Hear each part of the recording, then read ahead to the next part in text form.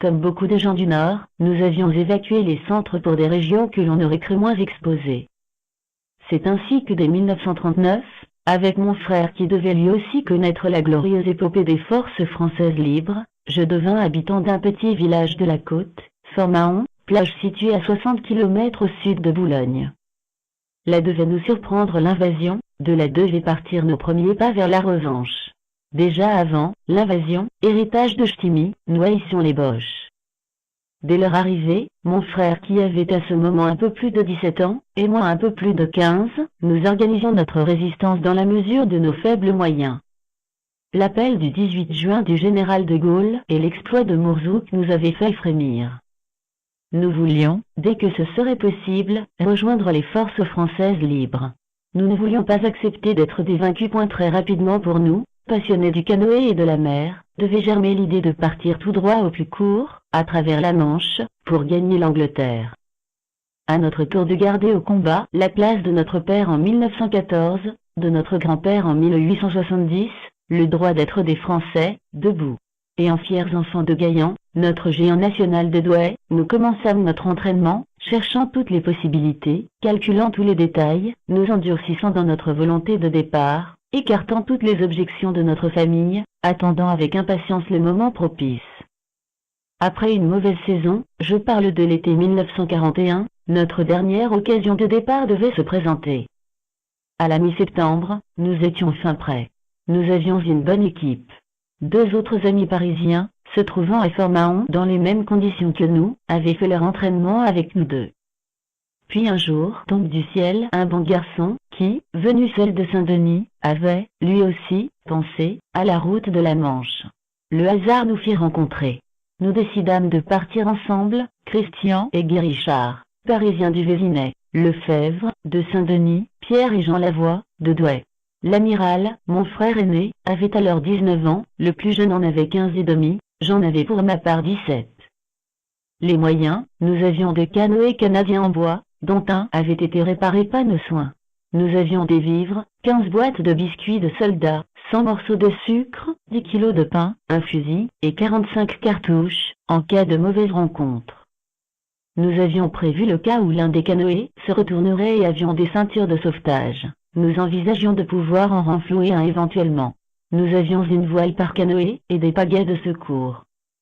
Le 16 septembre au soir, nous devions partir. Un des canoës se trouvait sur la plage, l'autre dans la cour de la villa, en bordure de mer. Il faut avouer que par sécurité, nous n'avions prévenu personne de notre départ. Vers 21h, après la patrouille, nous nous détachions tous les 5, ombre silencieuse, nous dirigeant avec les paquets vers le premier canoë, peu rassurés, le sourire pincé d'un sentiment que seul donne l'aventure, nous faufilant dans les zones apparemment les plus sombres, nous gagnions le premier canoë, le portions au bord de l'eau.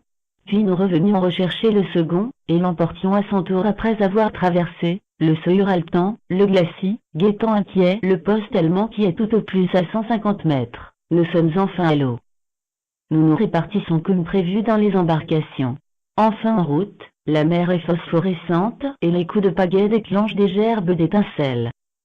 Là-haut, le petit poste de la dune ne bouge pas, la patrouille est passée, il y a 10 minutes. Pourquoi se passerait-il quelque chose? Nous pagayons avec rage, s'éloigner, c'est se mettre en sûreté.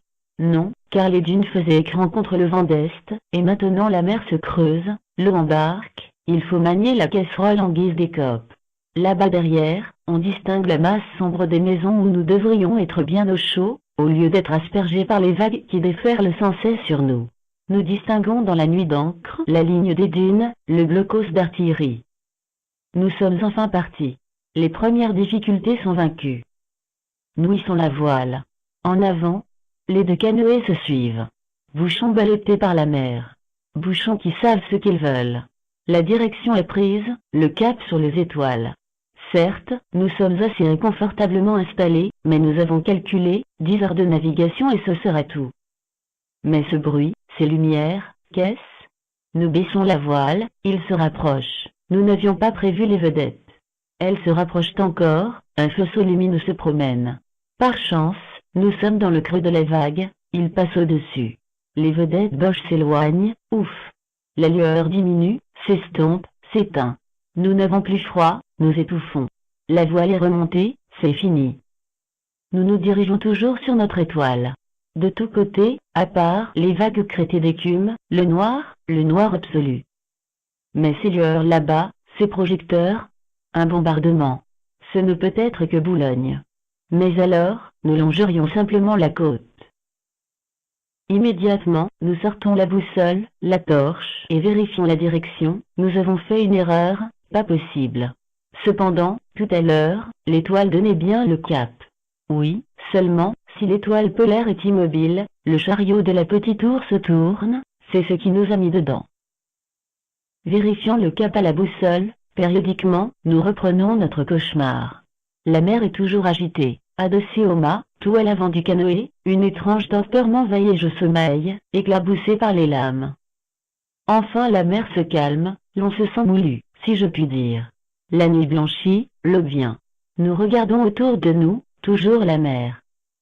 Non, là-bas, légèrement à droite, sous les premiers rayons du soleil, resplendit, comme un point brillant la côte de France, ce doit être le Griné. Et puis plus rien, adieu la France. C'est fini. La mer, de l'eau, encore de l'eau, toujours de l'eau. Nous sommes joyeux, le cauchemar est fini, la houle est assez faible, régulière. Le soleil réchauffe, nous nous restaurons, et à la voile et à la pagaie, nous continuons notre route. Soudain un vrombissement, nos deux voiles tombent. C'est un Boche, pas d'erreur. Il ne nous a pas vus, il s'éloigne lui aussi comme les vedettes de la nuit précédente. Nous n'oserons plus mettre la voile, et à la pagaie, nous continuerons notre marche. Nous sommes pleins d'optimisme, vers le nord, un cumulus de nuages apparaît, barre tout l'horizon, ça ne peut être qu'une condensation annonçant la Terre. En effet, bientôt, vers midi, nous apercevons une ligne plus sombre. Enfin la Terre. Nous considérons la bataille comme gagnée. Nous avançons rapidement, arrêtant de temps en temps pour grignoter un biscuit, sucer un morceau de sucre, et même changer les équipes, puis remettant la voile, nous faisons des courses. La Terre approche, mais le vent change, nous obligeant à rentrer la voile. L'équipe du 2 est un peu fatiguée, nous prenons le 2 en remorque. Après un temps, ils reprennent leur autonomie, mais la mer se durcit, le courant n'a pas l'air de nous être favorable. Si la côte est bien visible, plus moyen d'avancer, il peut bien être 16 heures. Pendant 2 heures, nous luttons à tout prix, jetons les vivres, le fusil, les cartouches, une voile par-dessus bord. Cependant, nous ne pouvons avancer. Après 2 heures de lutte, épuisés, nous décidons d'essayer de dévier sur notre gauche où semble se dessiner une baie. Nous allons essayer de nous glisser dans la baie, où, espérons-nous, la mer sera plus calme. Sur une mer vraiment déchaînée, à l'échelle de notre canoë, nous virons. Il est bien 18 heures. Tout à coup apparaît un Spitfire, il va passer au-dessus de nous, nous faisons des signaux, il vire. Il nous a vus. Nous allons être secourus. L'espoir nous redonne des forces, la mer encore dure et moins forte, nous bondissons sur les vagues. Soudain, au loin, face à une falaise, une vedette, elle a l'air d'appareiller, de venir vers nous. Non, elle vire, et malgré nos signaux, elle s'éloigne. Est-ce fini? Un peu de courage, nous continuons à pagayer. Soudain, du fond de la baie, un point noir. Ce doit être un canot automobile. Il vient vers nous, nous faisons des signaux. Nous voit-il? Non, lui aussi tourne et disparaît. C'est fini. La nuit tombe, sur une étoile, nous regardons la direction. 10 étoiles scintillent. Exténués, nous amarrons les 2 canoës l'un à l'autre.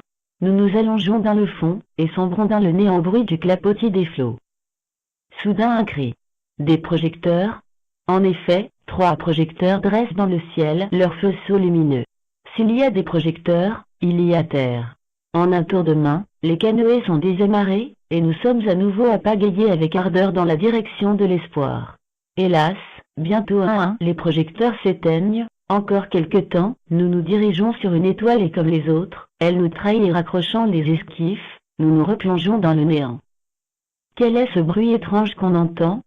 Ce n'est certes pas le bruit de l'eau sur notre canoë, il est plus profond, plus sourd. L'un de nous lève la tête et s'écrie, « Terre !» La terre est là tout près. En effet, une magnifique falaise blanchâtre se découpe sur le ciel plus noir. Nous nous remettons en route. Le courant est dur, nous devons trimer pour en sortir. Mais qu'est devenu l'autre canoë?